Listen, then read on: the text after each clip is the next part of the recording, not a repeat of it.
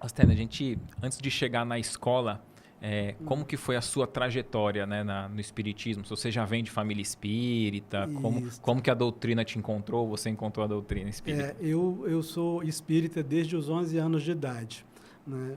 Quer dizer, porque a partir dos 11 anos de idade eu passei a frequentar a mocidade espírita, né, que foi o Centro Espírita Luz e Caridade, que fica em Olaria, aqui no Rio de Janeiro.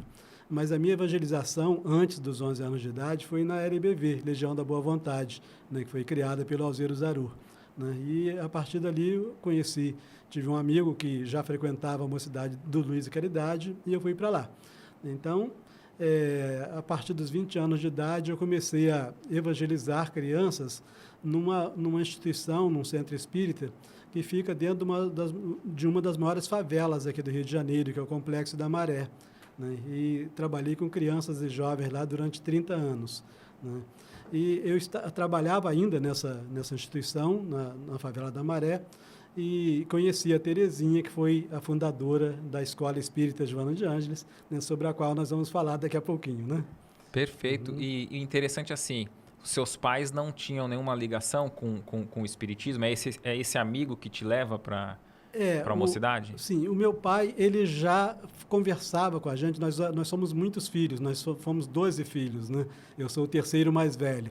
Então, meu pai já, embora fosse uma pessoa assim, de poucas instruções, ele já falava sobre a reencarnação, né? Não sei onde ele aprendeu, mas ele já falava sobre a reencarnação, porque nós éramos do interior do Espírito Santo, né? E quando eu vim para o Rio, eu tinha 8 anos de idade.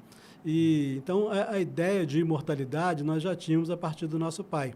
E como ele admirava muito o Alziro Zarur, ele nos colocou na escola de evangelização da LBV, né? Mas foi nessa escola de evangelização da LBV que eu conheci esse amigo que me falou da mocidade que ele frequentava, que ele era mais velho do que eu, né? Ele frequentava o Luiz Caridade, eu fui para lá, era sábado à tarde, né?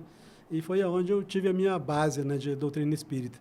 Mas eu nunca deixei o movimento espírita, né? Legal. Então, já estou caminhando para 70, tem um tempinho já de doutrina espírita.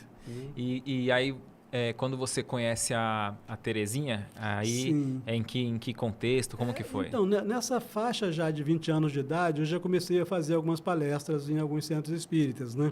E a instituição espírita Joana de Ângeles, ela tem sede em Japeri, onde fica a escola, né? Que a gente vai falar com maiores detalhes daqui a pouco, mas ela tem uma filial em Copacabana, né? Então, a finalidade dessa filial, que inclusive foi criada antes da criação da escola, foi exatamente conseguir recursos com pessoas mais abastadas na Zona Sul do Rio de Janeiro, né, para poder fazer a obra social, construir e depois manter a obra social.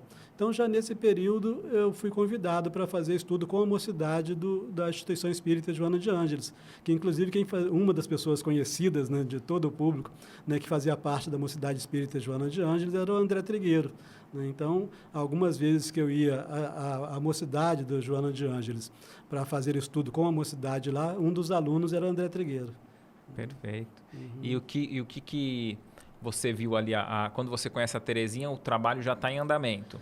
Sim, o trabalho já estava em andamento. Eu tinha uns 20 e poucos anos de idade, quer dizer, já quase 30 nesse momento, só que a instituição espírita Joana de Ângeles ela foi criada pela Terezinha e alguns amigos que faziam parte do Centro Espírita, a Agremiação Espírita Francisco de Paula, que fica na Tijuca.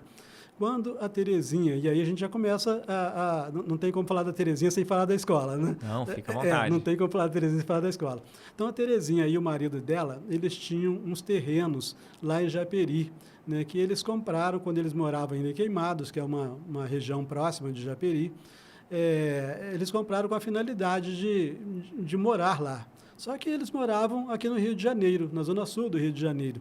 E resolveram, então, a partir de um determinado momento, acharam que não tinha mais chance de morar em Japeri e resolveram vender o terreno. Então, foram para lá com a finalidade de identificar exatamente as marcações do terreno e tal, e pedir para fazer a avaliação para eles venderem os terrenos. E quando chegaram lá com esse propósito, é que aconteceu um fato, né, que me levou a ter hoje a escola. Eles estavam a caminho... A escola é lá nesse terreno? Lá nesse terrenos, são vários lotes, né? A gente deve ver imagens depois, né? Então, é bem grande o espaço, com bastante área verde e tal. E aí, quando eles estavam indo a pé na direção da escola, viam 3 crianças na direção contrária, e a Terezinha, muito atenta, né? Ela era professora do município, professora do estado, professora de matemática, a nordestina arretada, a Terezinha, né? E quando ela viu essas crianças, ela prestou atenção nas crianças e ouviu o que as crianças estavam conversando. Uma delas dizia que combinava com os outros colegas para, à noite, irem a um determinado lugar para roubar, né? Eles usavam a palavra roubar. E, nesse momento, eram uns 45 anos atrás, na verdade, 50 anos atrás. Não existia nem escola municipal naquela região, e a Terezinha, então, sugeriu ao marido, ao invés da gente vender esses terrenos, por que a gente não constrói uma escola aqui? O marido dela era da Marinha, né? E ele falou assim, se você souber como é que arruma dinheiro, né, para poder construir uma escola, eu estou de acordo. Na hora, ele concordou em abrir mão do dinheiro que eles iam receber das vendas dos lotes, né? Segundo Divaldo falou com a Divaldo Franco, falou com a Terezinha depois, nesse momento ela já estava sob a inspiração de Joana de Ângeles, né? Porque já estava programado na espiritualidade a construção dessa escola lá. Que interessante. E ela já tinha o centro em Copacabana? Não, nesse momento não. Nesse momento ela frequentava a agremiação espírita de Francisco de Paula, né? Tá. Quando ela foi lá ver o terreno para poder vender, ela frequentava a agremiação espírita de Francisco de Paula, né? Era colega dela, Darcy Neves Moreira, que muita gente conhece, pelo menos no Rio de Janeiro todo mundo conhece a Darcy Neves Moreira, que é uma das diretoras do CERJ, né? Que é que congrega o espiritismo, o movimento espírita no Rio de Janeiro, né? E então, nesse momento em que surgiu lá a ideia da criação da Escola Espírita Joana de Ângeles, como fazer, né? Era só uma ideia, tinha os terrenos, mas como fazer? Então, a Terezinha levou a ideia lá para o grupo de amigos da agremiação espírita Francisco de Paula, marcaram uma reunião na casa da Terezinha, e ali, naquela reunião, definiram, então, a criação, né? Foi a primeira ata de criação da instituição espírita Joana de Ângeles, porque verificou que, antes de construir uma escola, precisava ter uma instituição que pudesse organizar para manter a escola. Então, em 1975, essa visita dela foi em 1974, em 75 foi criada a instituição espírita Joana de Ângeles, e começaram então a fazer campanhas, almoços, etc., né, para poder concretizar aquela ideia. 5 anos depois, já estavam as primeiras salas da Escola Espírita Joana de Ângeles construídas, né, e em fevereiro de 1980 já começaram as primeiras aulas, a contratação dos primeiros professores e tal.